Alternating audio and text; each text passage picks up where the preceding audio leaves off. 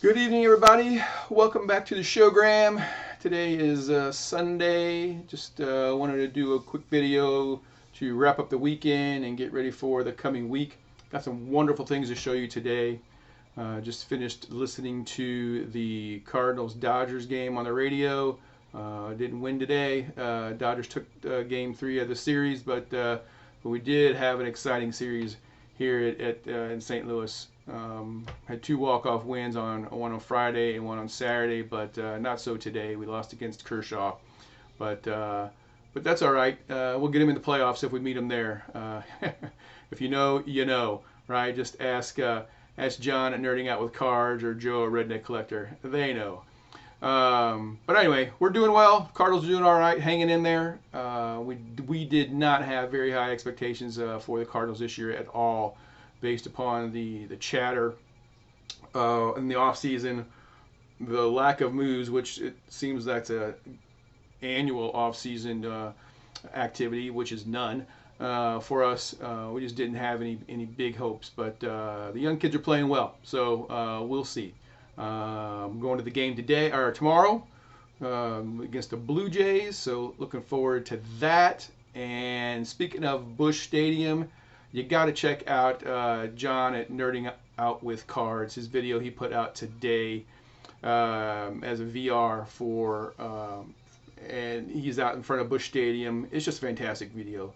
I'm partial because Busch Stadium is a great stadium. It's home stadium, and and I love it. But he does a wonderful job on that video. Go check him out at John at Nerding Out with Cards. And it'd be cool to see some of your guys' videos in front of your home stadiums.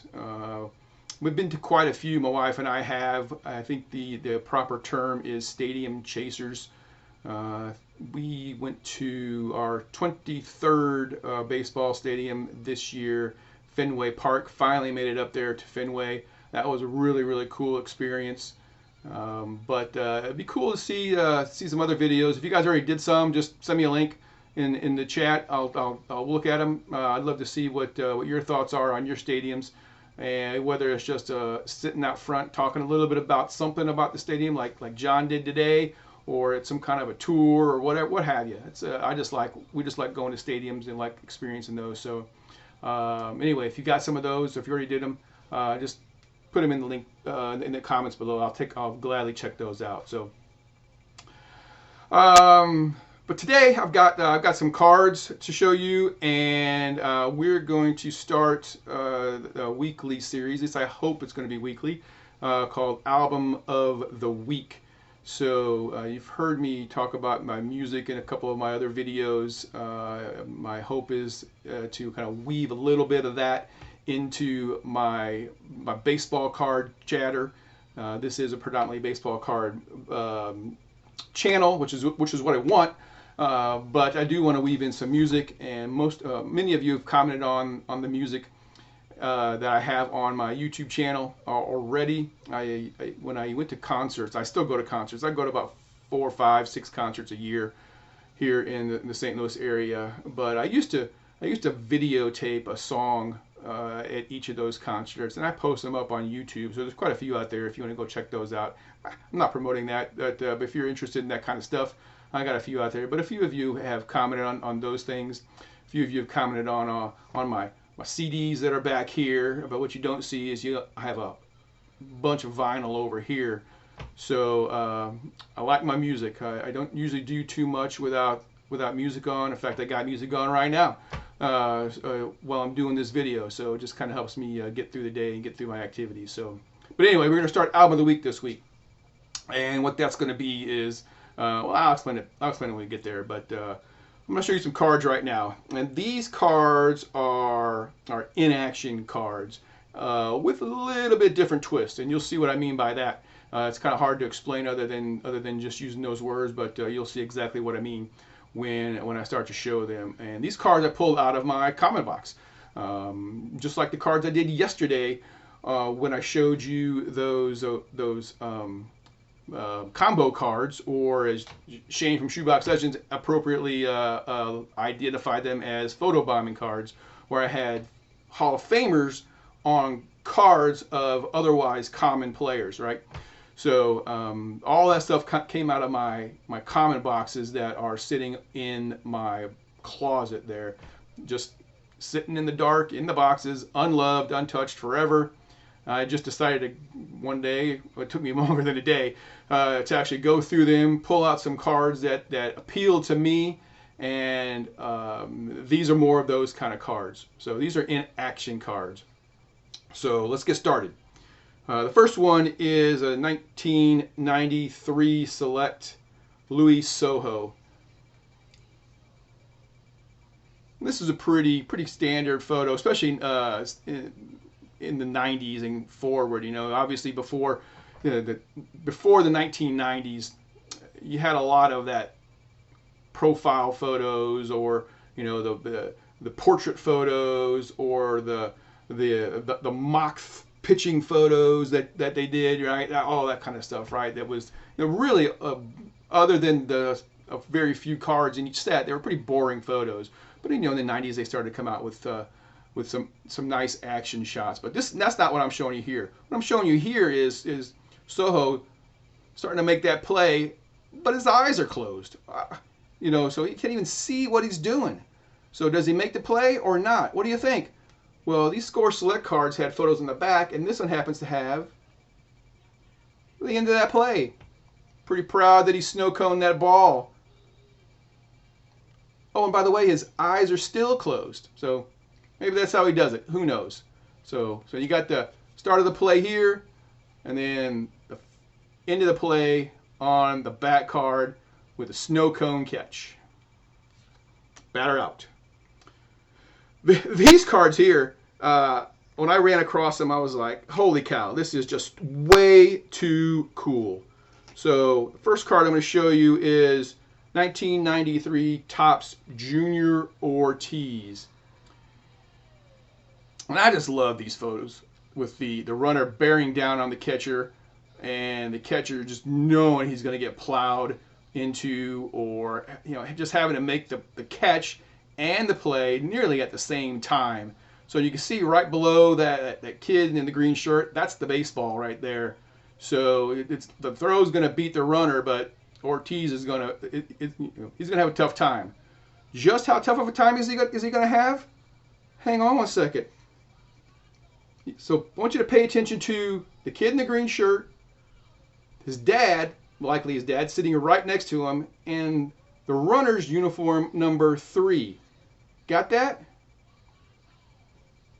What? 1993 Topps Gary Gaetti. There's the rest of that play. Let me flip him around here so you guys can see him right there. Gary Gaetti sliding into Junior Ortiz. Likely going to be out because we know the ball beat him, right? And oh, there's the kid in the green shirt and his dad watching. Crazy. Saw these two cards, like, that is awesome. Oh, and for good measure, another 1993 Topps Junior Ortiz, undoubtedly. Same game, because there's the guy, there's the dad in the t-shirt, the checkered t-shirt. This one's Junior Felix sliding in. Awesome. Just too cool. So I found those. But wait, there's more. Now it's not really far-fetched to understand how this could happen, right? You got a photographer who maybe is licensed or contracted out by Topps, taking photos of the players and selling his photos. Maybe he's a freelancer, who knows? Selling his photos to Topps, and he takes snap 1, snap 2, and then and sells them to Topps, and Topps says, oh great, we could put them on 2 different cards, right? Easy peasy. Here is, I always get these, this is the 1999 Rusty Greer running down into Terry Steinbach, right? I'm sorry, Mike McFarland. Mike McFarland of the Oakland A's. He's the catcher. He is afraid. Look at that. He's got the ball in his hand, Rusty Greer's barreling down on him. McFarlane knows he's going to get plowed, right? But does he? What? There he goes. Greer sliding by Mike McFarlane. Undoubtedly out. Crazy. Love it. Snap one. Ooh, snap one. Snap two. Too cool. Too cool. So again, not too far-fetched to think, single photographer taking these photos, selling them to Fleer, and Fleer's deciding to put them on two different cards, right? But wait. 1998, Mike Cameron making the catch at the wall. Love these cards. Can't really tell if that line there is the wall or if this is just a padding extension above it. Who knows? Maybe he's not, doesn't look like he's quite at the wall, up against it. So probably not saving a home run, but it's just a cool catch. See the ball almost snow coned in his glove. 98 score, right? 1998 Topps Gallery. What? Mike Cameron makes the catch. Starting to come down out of the air. A ball still in his glove. Snap, snap. What?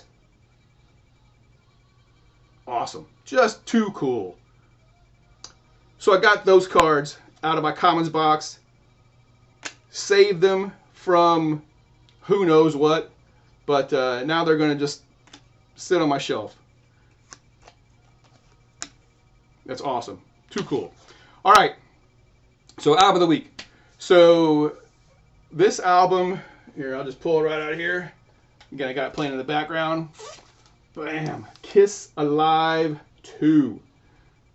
Kiss Alive 2 came out in 1977. Just 2 short years after Kiss Alive came out. And if you know anything about Kiss, and if you don't, I'll tell you right now. From 1974, when they first had their first album out, through 1977, when this came out, they put out 6 records and 2 live records, just pumping the music out. And it's if you're a Kiss fan, that's where you live. That's what you love, is those first 6 records and the live records.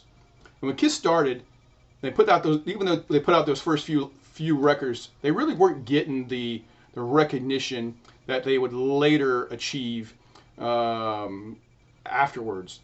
You really had to go see them in concert to really appreciate the type of band that they were. The music's great. I mean, it's simple. I'm no musician, so I'm not going to critique the actual music, but it's just fantastic, right? It's great to listen to. It's fun to listen to. Cranking it up. Sing along. It's just wonderful stuff to listen to. But then they put out Kiss Alive, the first one, not this one, but the first one, and then they just exploded, because then everybody could experience them live, albeit off of a vinyl record. And once they did that, they were just crazy. It was just crazy for them.